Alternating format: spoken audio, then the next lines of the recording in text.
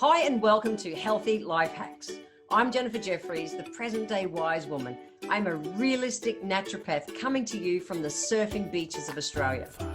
This show is for those of you who are wanting to really rock your life and rock your health and just live from a place of prevention, not waiting to get sick and tired and sucky. That's it. So let's get into today's episode.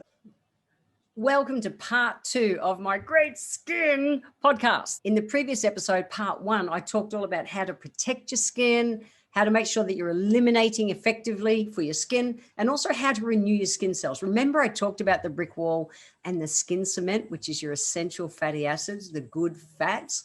That's all in the last episode. If you haven't listened to that one yet, head back to episode 47 and have a listen. Today, I'm going to finish this one off, and we're going to jump straight into it while I talk about, first up, how to feed your skin. In the last episode, I talked about increasing your vitamin A, vitamin C, and vitamin E rich foods. I talked about them. Go back to the show notes as well, www.healthylifehacks.com.au, where you can see them listed out. We want to eat more foods that are going to help protect our skin from free radical damage. So go back and check that out. You may also want to think about taking a supplement at some stage, which is going to help also with the collagen and elastin in your body. I'm going to throw a link to the marine collagen that I personally like to use. Go and check that out. It'll be in the show notes. But I'm also a big user of essential fatty acids, the good oils. And particularly, I'm a big fan of flaxseed oil. Now, remember, I talked about in the brick wall, you've got the bricks, which are your cells. The good oils like flaxseed oil, fish oils, absolutely are the cement that holds our skin cells together. It keeps the integrity there to protect the acid mantle of our skin, which is it's our only barrier to protect us from the outside world. Now, if you're a fish lover, to be able to get enough of the good oils from fish, it's got to be cold water fish. It's got to be cold, oily fish. So things like your wild salmon. Where I live at the Gold Coast and the Great Barrier Reef's just up the road. So our fish is not cold water fish. It's warm water fish, and it's very white fish. It's not oily fish. Wrong fish. It's not going to do it. Plus I'm veggie. So I'm a big fan of flaxseed oil.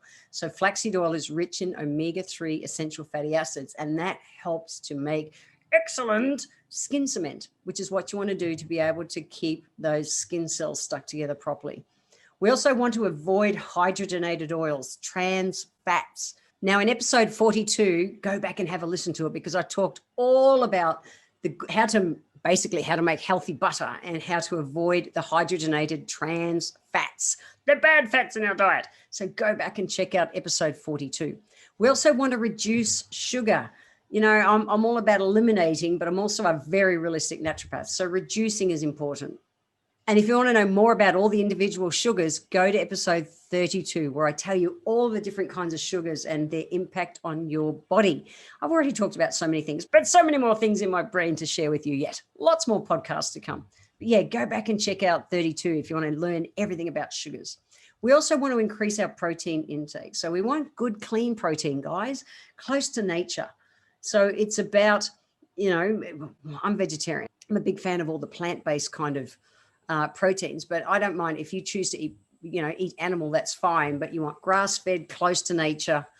Just keep it clean. It's so important. And that's with everything in life, close to nature. The further we take it away, the more acidic and more crappy it is to our body, more inflammatory responses it has, and it all ends up impacting our skin. And it makes it also harder. Remember, your skin, I talked about in the last episode, operates like a third kidney.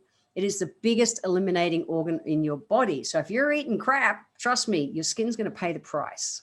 If toxins don't come out through your poos and pees, they come out of your skin, because your skin is the biggest eliminating organ in your body. So that's a little bit about some nutrition. And I know it's high end, but if you get those key points right, you nail it. You really nail it. And then the biggest one, and I've talked about on just so many podcasts, is water. Remember, you need about 33 mils per kilo per day of water, and just water. You can track that through so many of my podcasts, but water is so important because that's a big key in keeping the toxins mobilized. Time now to talk about essential oils. So step 5, let's talk about this. The thing to understand is your skin has 7 layers, but 3 kind of areas within the layers. The first one is the epidermis, which is closest to the surface. Then you've got the dermis and the subcutis. And different essential oils really relate to the different areas that we're wanting to treat.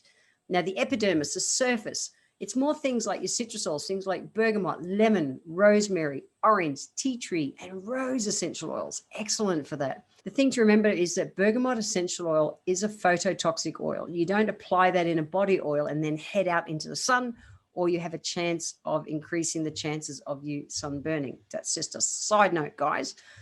The dermis, the essential oils that relate to the dermis, that middle layer of your skin, lavender, chamomile, and geranium. And the subcutis, which are the deep layers of the skin, we're looking at things like your sandalwoods and your vetivers and jasmine and cypress and frankincense, the luscious essential oils. They're rich, and literally you're putting that richness into those deep layers of your skin to keep them all plump and lovely. Now, we all know we've got different skin types. And for those of you who are whinging that you've got oily skin, be happy, because oily skin means that you age slower, provided you're still drinking enough water and that. But let's talk about which essential oils are most useful for the different skin types. Now, this is if you're making up body oils or face oils. And I said in the last episode how I've only used face oils, summer, winter, across every kind of climatic condition around the world for 20 years of traveling. I'm a big fan of skin oils. The thing to know is with skin oils, with oil, or using oils in your skin, is that a little bit goes a long way. So if you're using to apply oils, just have your hands moist, like just a few drops of water and then just a couple of drops of oil, massage it and apply it, because a little bit of oil goes a really long way. But I promise your skin is able to just take up all that nourishment so well. So let's play. Normal skin. So if you've got normal skin, this is where that kind of oil and moisture levels in your skin are balanced. So your skin looks, youthful and soft and plump and dewy, and that healthy glow that is said that we get, and a healthy color. So the essential oils that help with people with normal skin are neroli, which is orange blossom, geranium, and that's the bourbon geranium, that's a true geranium, although rose geranium is also excellent for skin. Palmarosa. I love Palmarosa. Such an amazing essential oil. And petitgrain. Petitgrain's taken from the leaves of the orange tree. So that's if you've got normal skin. Now, if you've got oily skin or acne, you'll know that you've got that shiny, oily kind of appearance. Maybe your pores are a lot larger, and maybe you're more prone to breakouts and blackheads and things like that. So the kind of essential oils we use for that type of skin are bergamot. But remember I said bergamot, we don't use like in a face oil or something. If we're going to be going out into the sun, you would put that in your night oil if you chose. Cedarwood, cypress, lavender, and the Tasmanian lavender or the French alpine lavender are excellent lavenders when it comes to skincare. Lemon, palmarosa, geranium. Geranium is said to balance the oil production in the skin. It's a great essential oil. Sandalwood, juniper, and ylang ylang. Wonderful essential oils. I'll actually put a link in the show notes to my book that I wrote, which is like my aromatherapy 101 book, which is called Amazing Scents. I'll throw a link in the show notes for that. Now, if you've got dry skin, which we see a lot of people tend to get as they age, and I'm in the surf, 3 to 5 days a week. I do everything wrong for my skin, so to speak, and yet my skin is aging really well with me. So dry skin, if you've got that dry skin where you're starting to lack that natural kind of oil and moisture in your skin, and it can be really fine and it wrinkles easily, and it's lost that kind of plumpness. So you want to use essential oils like neroli, rose, sandalwood, palmarosa, rosewood, but make sure it's ethically sourced, because they've been just killing all the rainforest in Brazil, taking rosewood trees. Make sure it's ethically sourced. All essential oils, you want them ethically sourced. Patchouli, carrot seed, and frankincense. And then if you've got, you think combination skin, I'm kind of got an oily tea and dry here and that kind of stuff. Well, go back to, if you're more oily one day or more dry one day or whatever, use the oils that I suggested for that skin type, because we always have a dominant skin type. Even if you do fluctuate between oily and dry, you still have a dominant one. So use those. And then depending on how you're going to apply it, you want to use the cold pressed vegetable oil as your base oils. Now, there are so many you can choose from, whether it's almond oil or apricot kernel oil, or I'm a big fan of avocado oil and macadamia oil. Those two are in my face oil all the time. I love, avocado oil is really rich in vitamin A. It's excellent. I'm a big fan of jojoba oil. That's also it's a standard in my base for my face oil. It's truly pretty much my body oil as well. Pretty much most of the year round, I use a combination personally of avocado, jojoba, and macadamia oil as the base that I dilute the essential oils into. Follow the normal safety dilutions for aromatherapy essential oils. Like I said, I'll put a link to my 101 kind of aromatherapy book. But if you've got, you can just Google that nowadays too. But there's so much information out there on dilutions. So just follow the normal safety rules. And I am sweaty as hell today. It's a very humid, sweaty day here at the Gold Coast. So I have a bit of a glow about me. But that's nothing to do with the oil. That's literally just, it's a sweaty day where I'm living, middle of summer. It's awesome. But using skin oils, I challenge you, any kind of moisturizer or lotion, like I talked about in the previous episode, is getting oil and water to mix. The way they get them to mix is they use a wax. Now, depending on the wax, it makes it really hard for your skin to breathe. Remember, your skin is the biggest eliminating organ. When you're using an oil moisturizer, your skin breathes constantly. It is a big secret to great skin, guys. It really is. So think about doing that. Now, step 6 is we want to change constantly. Why? Because your body's bloody clever. It'll adapt to anything. So if you're doing the same thing all the time, it does. And so for me, I change my face oil seasonally. I'm nearly 60 years old and I'm in the sun all the time, whether it's gardening or surfing. My body is subjected to the elements. And so I'm very protective of my skin. But exactly what I'm telling you here, guys, is exactly what I do. And I'm a big intaker of water. 70% of good skin is water. Do everything you can to help your body to be eliminating toxins properly and stay hydrated from the inside. If you do all the oils and everything and still don't have enough water in your body, I promise your body is being taxed. Okay. So things you'll change constantly. So like I said, I change my body oils and face oils kind of seasonally, summer to winter. There's not much difference between spring and autumn in that where I live. It's pretty much, hot and humid or it's winter. That's it. It's kind of, it just is. That's the way the weather is here.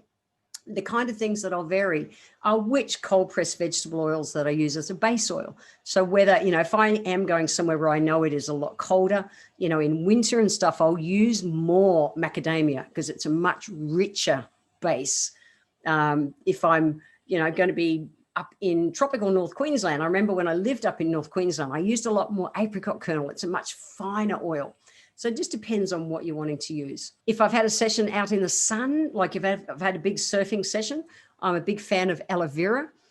So pure aloe vera, and I'll add lavender to that to help settle things down. Wheat germ is rich in vitamin E. That's your natural kind of antioxidant as well. And also remember, you're wanting to make sure that you're bringing your flaxseed, things like flaxseed, the good omega-3 essential fatty acids into your diet.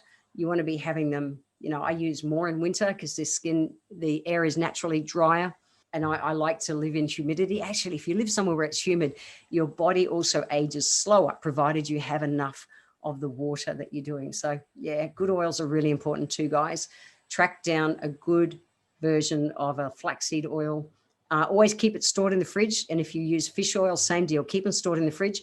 Omega-3s are destroyed with heat and light. So remember, think about it this way. Just with your skin, change with the seasons. The same that when the seasons start changing, the humidity goes out of my air here somewhere around about May, and we start coming into cooler, dry, and winds, which are really drying on the skin, I definitely change up my body oils and face oil. If you find that you're getting really dry skin in cold weather, just check that you're not having too long hot showers. So too long hot showers, too long hot baths, you wash that skin cement out of between the skin bricks, the skin cells, and that's where you'll get kind of dry and itchy in cold weather.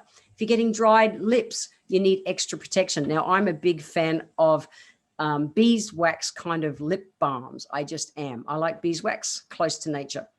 Now, if it's dry, if you live in a dry, hot climate and you're living with air conditioning and things like that, you'll find that your blood rushes to your face often to try and have your body cool it. So drink the water, drink the water, drink the water. Not iced water, because that doesn't help. Remember, that puts a fire out in your belly. I talk about that in previous episodes. But you just keep your water intake up. Room temperature water is best. And if you live in the humidity kind of areas like I am, well, you don't need a lot of skincare in general, but you've got to keep your water up and think about using skin oils. So step 7, the last one, is to avoid toxins. Well, we can't really avoid toxins, but I thought I'd list off a few of the worst ones. So, if you're a smoker, just get off it, and I know that's easier said than done, but seriously, smoking ages. It is the biggest oxidizer on your skin, smoking. So sort that out. Stimulants, so your tea, coffee, alcohols, those kind of things, they also are toxic to your skin. They're hard work for your body to eliminate. Sun damage, being out in the sun. I'm going to talk about sun damage separately, but the sun is a huge oxidizer on our skin. It really is. I already talked about that we want to eat close to nature. The closer to nature, the easier it is for your skin to breathe and work and to stay young. The further we are from nature, the more we tax our body. It's not hippie woo-woo, it's true science, guys, but negative thoughts about ourself and our skin feed the skin condition. And we see it a lot in things like psoriasis and eczema and even pimples. When you see the pimple, I swear, you can't see anything else on your face. You can just see the pimple. And that your attention on that creates a stress which makes your body more acidic, which feeds the condition. So positive self-talk and language, and I've spoken about that across so many of the podcasts, is really important. Just be gentle with yourself. You wouldn't talk to a little kid the way that you talk to yourself so many times. So think about doing that. Now, we can't make toxins go away. We can't avoid them, but we've got to be able to just keep them mobilized. And that's a few ways that I make sure I'm keeping things mobilized all the time. So check back to the last episode as well, where I talk about those things too. So let's talk about the sun for a moment. The sun is one of the biggest oxidizers to our skin. And I was out in the surf for 2 hours this morning. A big thing that I do is I sunrise surf. Why? And this morning I was in the water by 5:30 for 2 hours, out by 7:30. I don't go, it's rare that I'll go surfing between 10 and 2. I just don't, because that way I don't have to wear any sunscreens. I can just be me. And the tan I've got is literally just an accumulated tiny little bits each day. That's it. And if I know I'm going to be doing gardening or something or in the surf, like over Christmas, I was in the surf a bit longer. Through those times, I wear a rashi, which is like a long sleeve shirt. I cover up. I use a physical sun blocker. I'll wear a hat if I'm playing out in the garden in that time of the day. I use a physical sun blocker. I'm not a fan of sunscreens. I just am not a fan of sunscreens, guys. The rules on companies in Australia as to what they're allowed to use to class it as a sunscreen are obscene. It's obscene that the chemicals and nasties that they make companies use to call something a sunscreen. What I use, if I know I'm out in the sun for that long, is I use good old-fashioned zinc cream. Zinc's an antioxidant. That's what I use, and it works kind of like a physical blocker. Now, what's really cool nowadays is you can get some runnier, kind of zincs compared to the zinc creams that we had when I was a little kid. But that's what I use. If I know I'm in the sun, I use a physical block. So I'll cover up my arms and all that kind of stuff with clothing. I don't care if I look like a dick. I just don't. I'm going to look after my skin. I make sure I load with water, and I'll use a zinc-based cream. That's what I'll do. And I make sure that I, clean it off properly at the end of the session. That's it. But ultimately, I aim to avoid that harsh sun at that time of the day.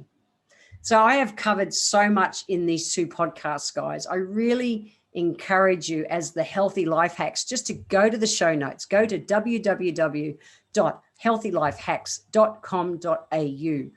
Grab the show notes, because everything's listed out there. The foods I've talked about, the essential oils I've talked about, everything is listed there. Go there. Don't try and do everything at once, okay? I know you get excited and you just want to do it all at once, but that's where people set themselves up for failure. Integrate one little thing this week and then build on that. If you can do that, you'll get that long-term change in your health, and that will be reflected in your skin. Also on the show notes, I've actually got the face diagram, which shows that when you're getting breakouts or any skin reactions in different areas of your face, what it means to where it's relating to which body systems. So that's all in the show notes. Remember, www.healthylifehacks.com.au. And in the next episode, I'm going to be talking about how to move feelings like where life is Groundhog Day. 2020 is over. And I know for so many people, it has felt like Groundhog Day. Same stuff, day in, day out. No, just so restrictive. There was so much to 2020. And so in the next episode, I'm going to talk about how you can move your feelings and mindset to get you out of feeling. We can't change it again. We can't change what's going on, but we can adapt our attitude and mindset to what's going on so that we don't feel like it's just Groundhog Day. So make sure you tune into that episode. I want to thank you for being here today. If you enjoyed this episode, feel free to share it with your friends and scroll down to the comment section, guys. It's below the description of the video, because click into the line that says add a public comment, add your comment, click the comment box, and every month I draw one lucky person who leaves a comment down below to have a free 1-hour consultation with me. Also, be sure to subscribe to the show and like it so that you're always catching that next episode. If you'd like to receive a free copy of my Feed Your Body ebook, simply click the link in the comments below, join my newsletter, and you will get the free ebook sent to you nice and easy. So I welcome your emails. You can write to me at podcast@healthylifehacks.com.au. Until next time, guys, remember that when it comes to life, live it, love it, and get on with it.